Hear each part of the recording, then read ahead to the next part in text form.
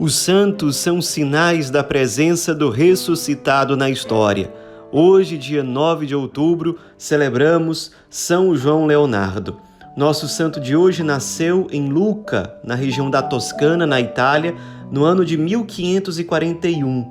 Seu pai era farmacêutico e ele seguiu a profissão do pai até os 26 anos de idade, quando seu pai morreu, e então ele foi realizar um sonho antigo, que era ser ordenado sacerdote.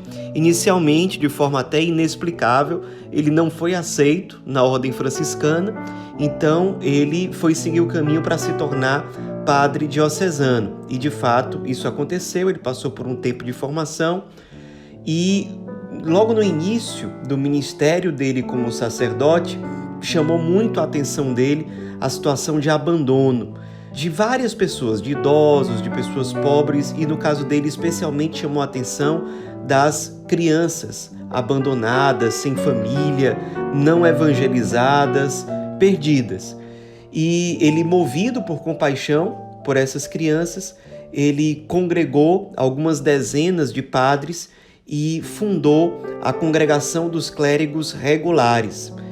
Ele fez o seguinte: logo depois que ele foi ordenado sacerdote, ele se tornou o pároco da igreja de Santa Maria da Rosa. Então, ele construiu uma escola ao lado da igreja e essa escola foi o primeiro campo de atuação dessa nova congregação, ou seja, a Congregação dos Clérigos Regulares. Padres que tinham como missão principal o serviço aos mais abandonados e especialmente às crianças mais abandonadas.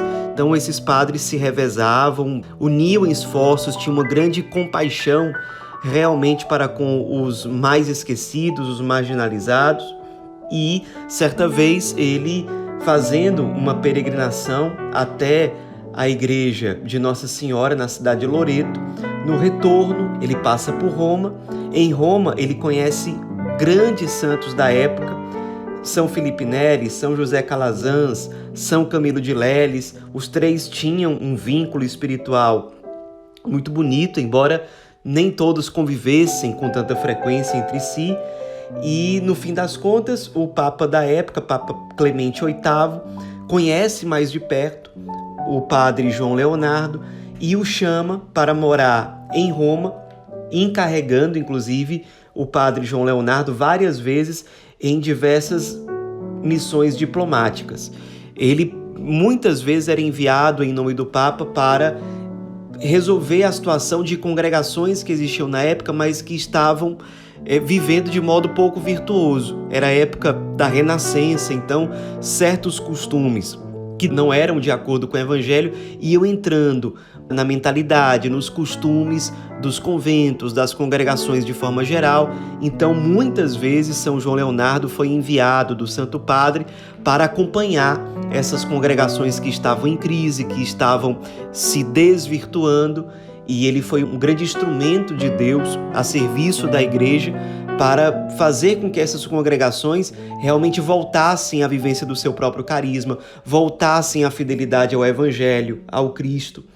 E aos poucos, ele também, São João Leonardo, foi ficando muito sensível em relação às notícias que chegavam de povos pagãos. Era uma época de muitas descobertas ali no século XVI. Toda hora se descobriam lugares novos nas Américas ou na Ásia.